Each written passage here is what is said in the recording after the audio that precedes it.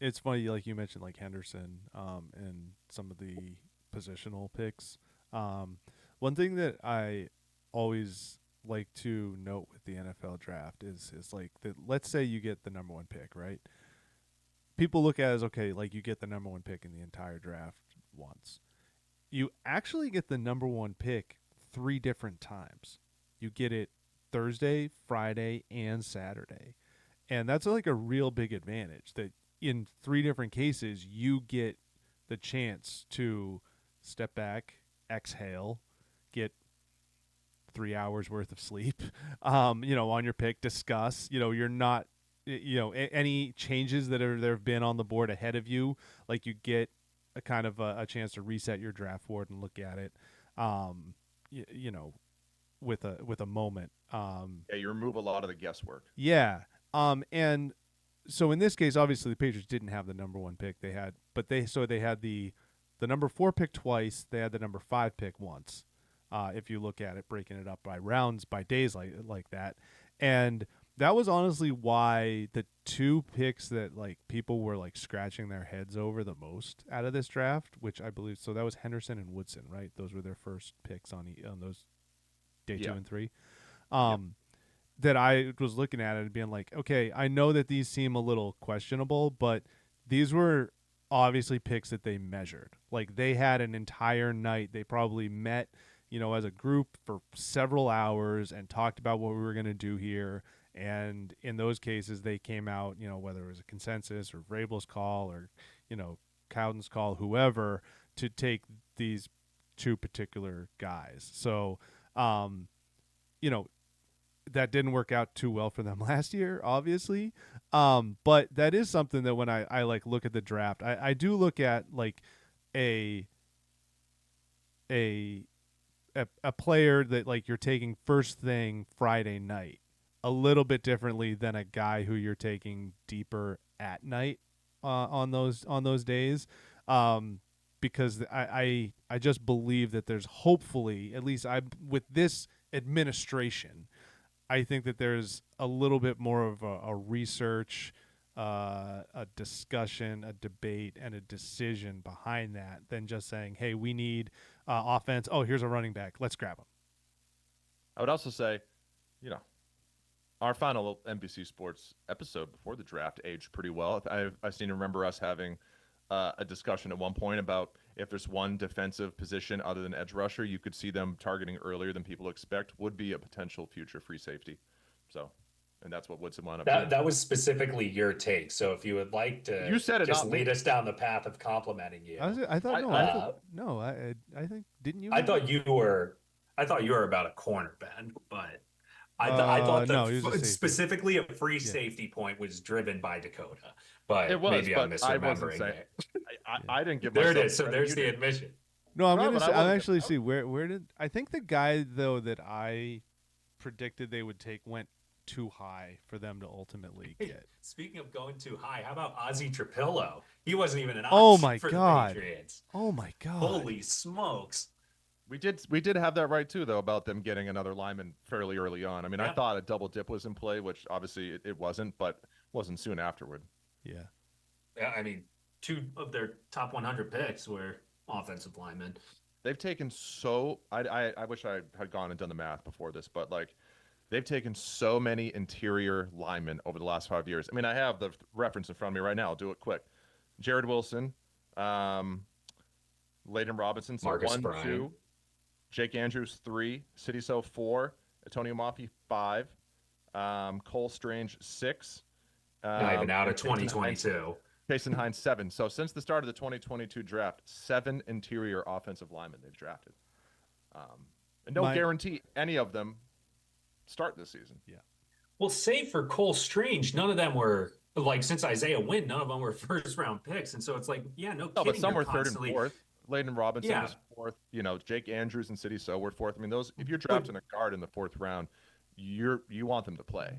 You know, yes, and you obviously expect that of them, but I think it's pretty clear that in terms of being the most like plug and play position, like if you take an offensive lineman in the top 10, usually you expect them to be like close to like a all pro level, right away. Like that should be a somewhat easy transition period. So the fact that it's like, Regardless of yeah, where on they've the been line they taking play. Yeah.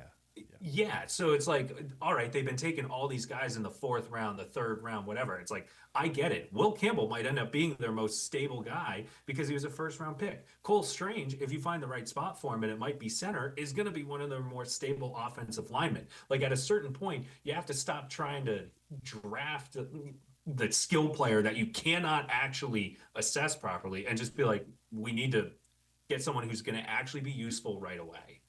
Just one other note. I'm just thinking about this from an industry standpoint, or from a workload standpoint. Because I just remember working the draft was just hell, both the lead up and during and after. It's just so much work, and a lot of it you're just kind of guessing.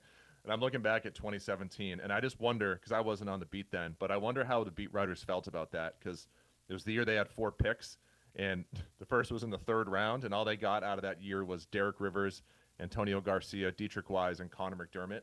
So I'm just wondering, like, how if the beat reporters liked that because there wasn't like any work to do, or if it was so freaking boring that it made the job even worse. I feel like probably the latter. Like, what a boring and lame like draft class to, do any sort of content for.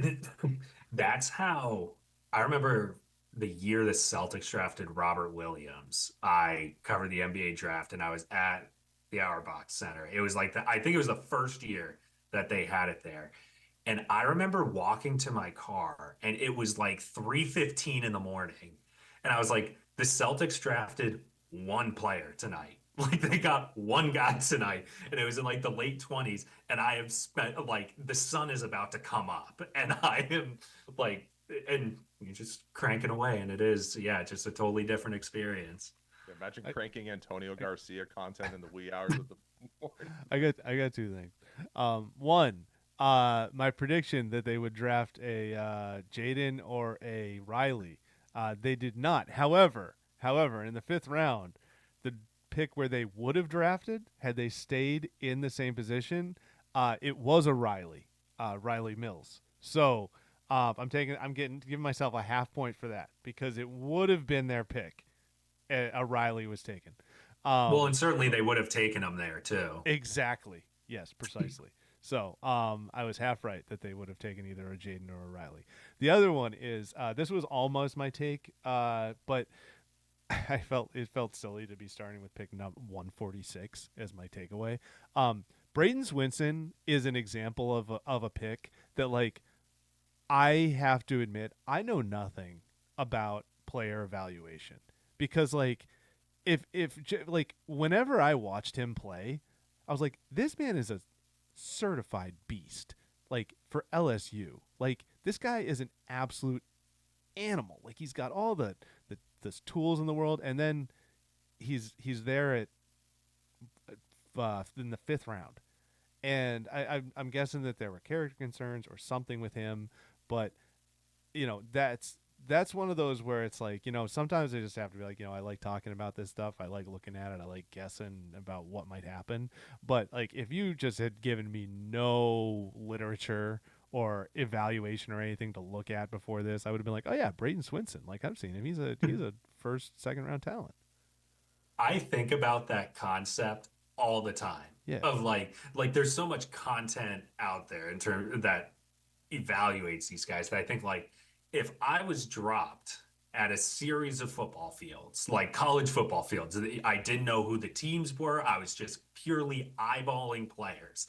It's like, but in the mix were like legitimate NFL players. It's like, could I pick them all out and be like, yep, I draft that guy, I draft that guy, I draft that guy, and how close would I be to being right? Because it is easy to sit here, but it's like, all right, I can see, like, I trust people who watch football closely and offer takes on like 1st round picks or whatever. But someone who truly knows like a 5th or 6th round pick and be like, yep, that's an NFL talent. Like that is very impressive to me.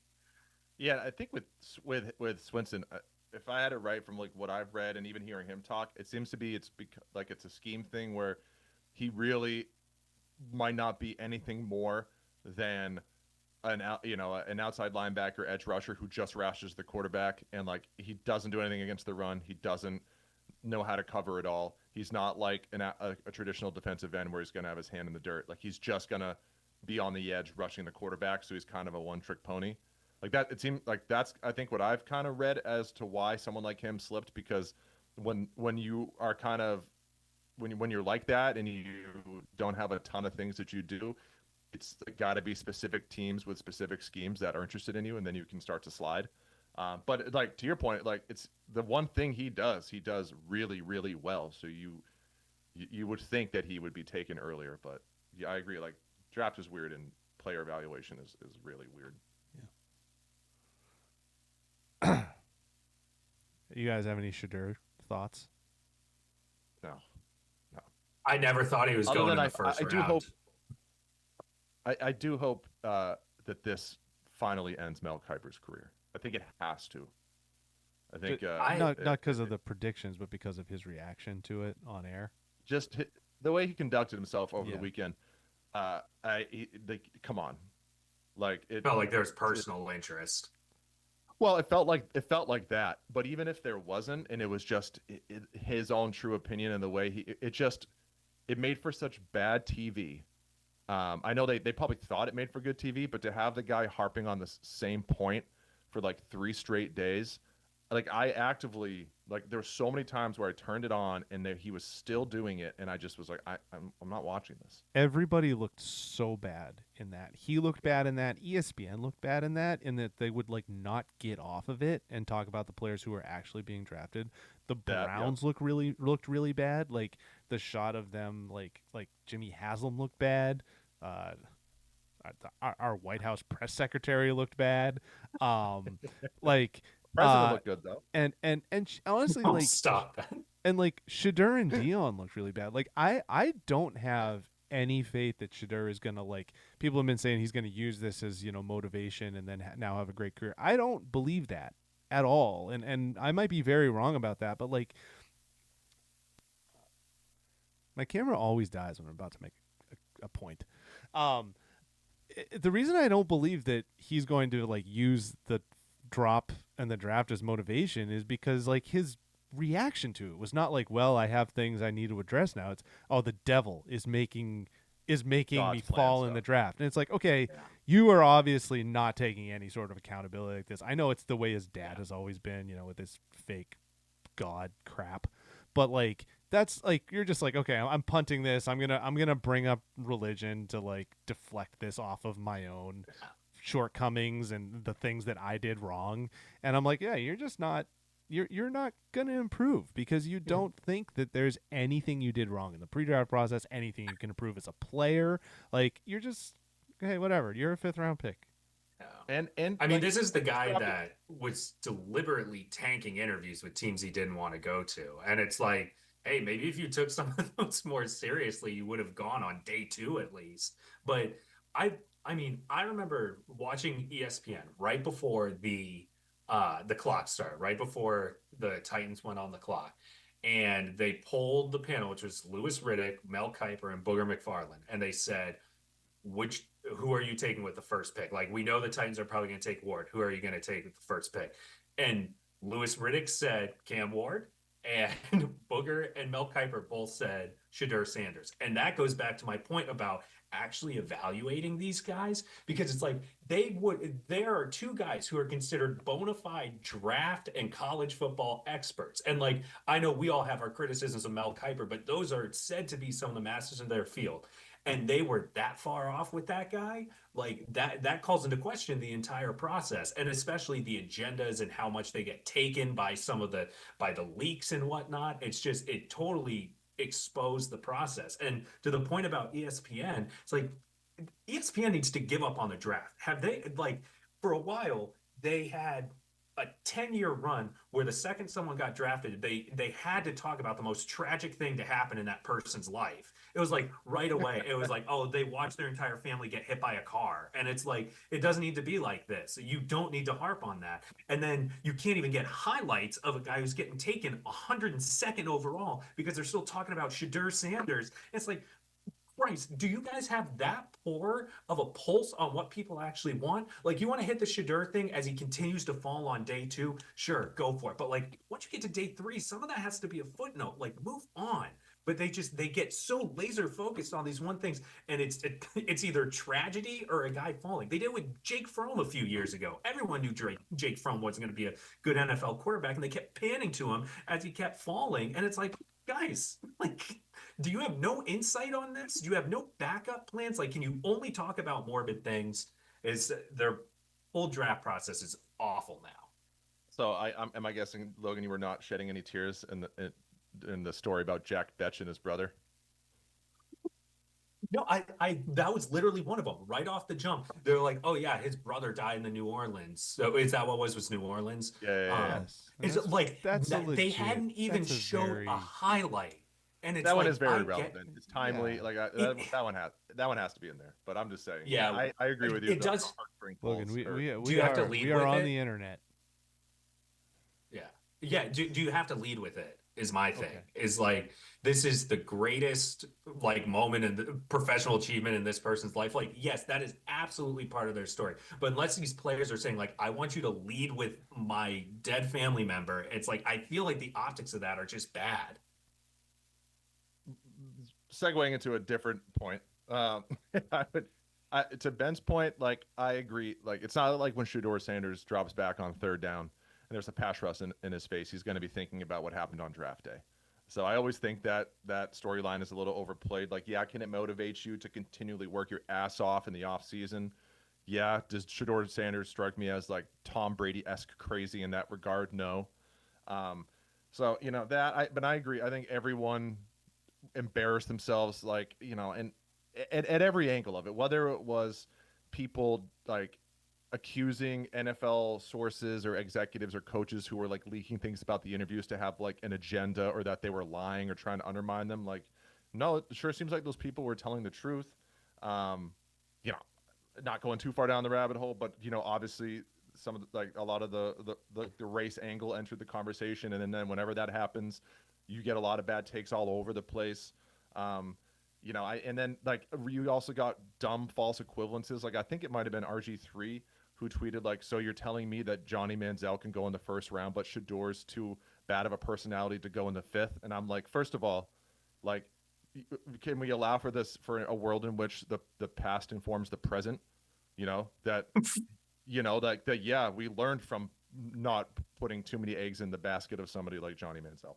So I hated the whole thing, and the one thing I'll finally add is I'm pretty over the pearl clutching of people crying about the kid who did the prank calls.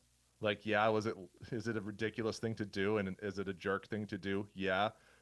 Do we need to like crucify That's the such kid? an unsurprising take from I'm you. just saying, like, it went over the top. Like, there's just every person with a blue check mark feels like they have to tweet that there needs to be discipline for Ulbrich and the kid, that this is just unacceptable. This is like, I'm like, okay, like, dumb thing a college kid did. Like, everyone's gonna survive. We'll all get through this together. Yeah, it's a shitty thing to do, but I will admit that I laughed. If I was in the room too when he did it, I would have been laughing my ass off. And Yeah, anybody who acts like like if Justina Anderson or something is saying like, if I was in the room, I would have put an end to this. Like, we all would have been laughing, and then afterwards would have been like, "Kid, that was a bad idea." But it's so funny too that he was joking about being a division rival. Like, he pretended to be Mickey Loomis. His dad works for the Falcons. Like, that's very like funny to me. Yeah. This is Mickey Loomis. Yeah. All right. Started strong, ended strong with this episode. Logan. Nothing to sneeze at. Logan Dakota. Logan is a cold-hearted piece of trash. There's plenty of room for those stories. It's just like, guys, you have 60 seconds and you're going to pump it full of tragedy. It was the COVID year, I remember, being particularly egregious. Like, I remember the 2020 draft. It was like they could not help themselves. Like, every single person, they were pulling up things from like the 90s, and they're like, guys, reel it in. Like, you can overcorrect in that way. You can overdo it. we'll cover 2020 sports takes different on our mega cast one day between the two of you. You'll have plenty of time. I'll have to arrange for each of you to have like 90 seconds at a time to go back and forth.